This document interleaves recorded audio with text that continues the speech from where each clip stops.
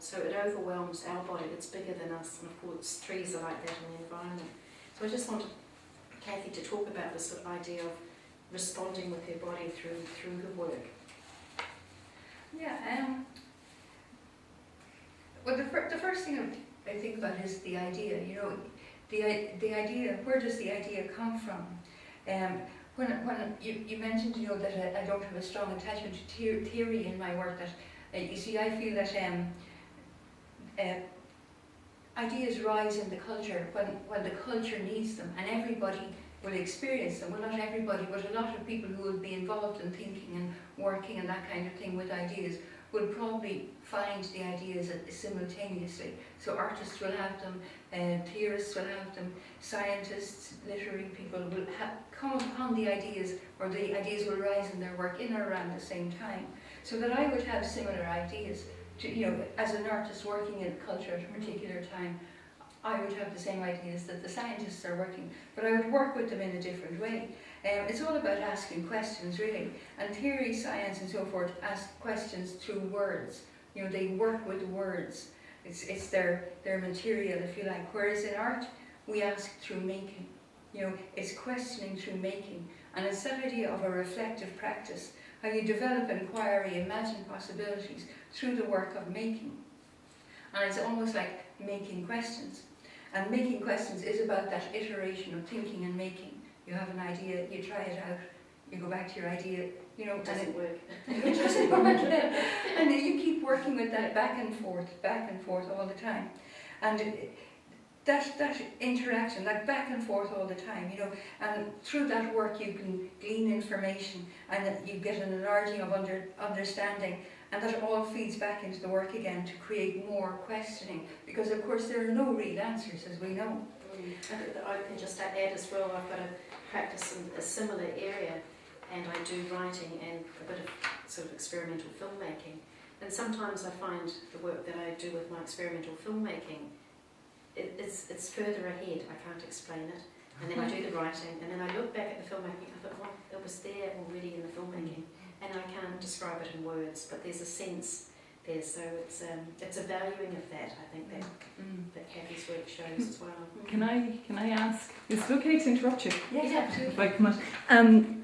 In your work, Cathy, is there it also, when I looked at the photographs, because Cathy took some fantastic photos while she was actually working, and some really interesting kind of photos, and they looked to me almost like a performative artwork. So it was just really interested in that the boundary between performance and the performative act or an embodied act, and the traces after it, and whether that plays a role in what you do or not. Because like a lot of what you're talking about is, you know, your research really does involve a physicality of your body. Does that make sense? It does, yeah. So Well, I think making is a physical thing. You know, it's an activity. okay. Yeah, and you take something and you make something from it. You know, and like in terms of drawing on a wall, you have to get a ladder. You know, you have to get up on the ladder, and you have to do a lot of kind of, you know, stretching and moving, and you have to work with your balance and so forth. So you can't exclude the body from the drawing. Yeah, it's. The drawing is a trace of the body. Of the movements that you made, and like you make these movements to create the trace on this idea that's in your mind, this, you know, questioning and trying to put form on this unworded idea in your mind. You know, it's in your mind's eye, and you have to get it out of there so that you can see it with your own eyes. You know, and you have to, and then because it's in your mind, you can do the moving and you can make the lines, and then you see it. And it's outside yourself then, you see. Yeah. It's a hard thing, it's like that, it's a hard thing to describe, that, because I don't sit down and say, I'm going to make a performative drawing. You know, I don't even think of it in terms of performance. And when I was making this, I was in the room on my own. And for me, a performance requires an audience, you know, to perform. Yeah. It's one thing to move and make actions to create something, but then to perform brings that into another area, really. So I wouldn't consider it so much performative as active. as an action and active. I suppose I don't know, I'm not as convinced because I think there's an aesthetic quality to the main manner in which you make those actions. There's a meditated, contemplated way you go about it, if that makes sense. Yes. So it's not just, you know, it's just well, it's not like, I don't know, it's your practice on it's stuff. unconscious. Okay. Yeah, I'm not particularly aware of it. Yeah. Yeah, and I don't I don't make it part of my public. I don't make it public as part of my practice because I'm not conscious of it. I'm not working with it in a public way. Yeah. It just happens. Yeah. Except the project that you did in FizzFest, Yeah. which was I like draw- And you're doing it now. yeah, oh, you Sorry, go that you drew. This was a project Cathy did where it was called Drawing Conversations, and she had an easel in Fitzgerald on the street, so it welcomed people to come on and talk to her. So I was actually thinking there that people are fascinated by watching people draw or paint, and maybe all making is sort of performative. Yeah, maybe. And that's something that We you know, forget. most people really enjoy actually, and maybe artists haven't really tapped into that enough. Yeah, Yeah, maybe it kind of stems back to, Jackson Pollock, and Yeah. he was like, okay, It's actually actual work, painting, but he was Yeah. actually in the painting, like you were in the work, as you do it, actually, the physicality of doing its embodiment, and so Yeah. all right, you have to, give the accolade there to Merleau-Ponty, what you were saying, you try to refute the idea of theory and how it analyses your work, whatever, but it's there, and it is a performative aspect of the work, as well as it becoming, it's continuously becoming, and your action of actually doing it on the wall. This is a little aside, but Cathy and I both blog, and I was surprised the other day because my practice is writing, and because my work is in a forest away from a town, so I use it to show the forest to people at a distance. But I was reading some research that was saying that blogging is a performative action, and when you and I thought I'm not into performance art at all, it's not the least thing of it. But of course I'm engaging an audience. Even though I'm writing to myself, I am conscious when I write online about somebody else reading it, that audience, and my voice changes online. It's completely different from my academic writing, which some of my supervisors are, gosh, your academic writing is too like your blog, because it has to, academic writing has a particular convention, but it's got a particular reason why you write in that particular way. So it's been interesting. I never would have thought of my blogging because I'm quite a private person about my work as a performance. So, Well, it's probably the same thing with regard to the drawing, that you don't think of it as a performance. You're focused on making it, and then you step back, and the making is actually, when you're making a drawing, it's, to use the word, it's drawing it out of you. It's in there, and you have to draw it out of you and put it in front of you, and so that it's you're kind of you're probably too engaged in it to see it as a performance. You're engaged in that process of producing the drawing, drawing it out of you. It's like making a home. Yeah, possibly, yeah. Not valuing that as well. So another point that's quite key in artists that sort of delve into ideas about ecology is thinking about equality and ethics between the human and the non-human.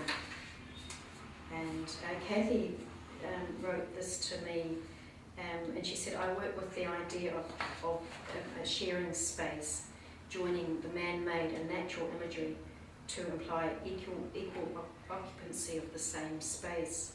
This work draws on the idea of respect for other living beings, animals, plants, etc., and implies that we are not the only important beings on this planet. I draw from nature, giving every living thing equal value in the hope that it will be reflected in our way of living on Earth. So, in my own work, I've recently been interested in attempts and successes lately of extending what lawyers would call a legal duty of care to the non-human world. For instance, in New Zealand last year, the local indigenous people, the Maori people, people who fished this local river, who lived beside it, the local authority and the government all came together to extend a legal duty of care to this river. It's one of the largest rivers in New Zealand. It wasn't the work of a year, it took many years, and it caused, I saw it even in America, I saw the news going around. Some of these ideas have been in legal circles for 20 or 30 years, but to actually see it being achieved, and it's happening in other places as well. So I've been really intrigued by that. But these types of ideas have been right from the start, when the earliest sort of art and ecology people, they've also been talking about how do we extend this reverence or this care to the non-human world? What is it that we're not perceiving when we have destroyed 90% of the world's forests? In the last 30 years, 80% of the Arctic has disappeared. You know, these really big questions that we're facing now. So I'm just going to put this big question to Cathy now and just ask her to expand on the ethics in her practice. Yeah. Well, yeah, Kenya, it's really got to do with value. You know, ethics as a sort of a story between good and bad, and it's of value, valuing and values. And how do we value our environment, our earth? What are our values in relation to sharing this earth with other living beings? The trees, the animals, etc., as I said earlier, and do we respect them? Do we really even value them? And it made me think about that word sharing. You know, what is it to share something? And I felt that we can't really share because we don't really have a good idea of what enough is. You know, what is enough? It's not necessarily a quantity, like to say, I have enough, we have enough. It's an idea. It's the idea of knowing that there is enough. There is enough to share. The planet is the size that it is, and we're all on it, and there is enough for us all. And I don't just mean us humans, I mean all the creatures on the earth, all the living things, all the non-living things. There's enough. And it's because it's all, you know, it's all there. There's just the one little planet and we're all on it. So there must be enough. And it's that idea of, in order to share, I think we have to first understand that idea of enough. Yeah, that there is enough. Yeah. That's what I think about sharing. That if otherwise, if you decide I own this piece and I'm going to share it, you know, it's not really sharing. It's allowing other things to live with you. It's not quite the same thing as sharing it, because sharing, it's equal occupancy, but it's non-owner. It's non-ownership. There's no ownership involved because you share the space or the thing or whatever it is with somebody else, and or with something else. Sorry, I'm getting myself tongue-tied here a bit. But what I'm trying to say is that it's not an active thing of. It's not an action of having owned something and allowing somebody to borrow it. That's not sharing. Sharing is where you. Equal occupancy is the thing, and in order to do that, you have to really feel that it's okay to do that, that it's a safe thing to do, that there's enough, it's going to be okay, and there's enough for everything that's using it. And that's about relationship as well. Yes, it is, yeah. And it's interesting when people started working across these boundaries, artists were interested in ecology, and they were talking about, I mentioned this conversational drift. And over time, that wasn't really picked up by mainstream contemporary art practice, but a term that was picked up and developed was relational aesthetics, maybe 20 years later. So I've had the occurrence, sometimes people have come up to me and said, Cathy, your work's really hot. It's, you know, this was back in mid-2005. It's really about relational aesthetics. And I thought, what is that, you know? But because I've been working across these boundaries, talking to scientists, and having these different conversations, it was all about this relations between not just the scientists, but relating to the forest that I live in. You know, so I just think that's quite interesting that sometimes art and ecology practices can be pushing the boundaries a little bit. You know, and but this issue of ethics is paramount, and I probably would disagree. Coming from, I had 10 years working in science before I went to art college. I would tend to disagree that we have enough. I think our population has gone from 1 or 2 billion to 7 billion, and there are some real challenges ahead because our politics, our economics is not changing. It's like we're on a runaway train and we're consuming more and even faster. So this what they call this idea of progress and I suppose economic growth is not possible. It's not possible to continue. No, it's not. Can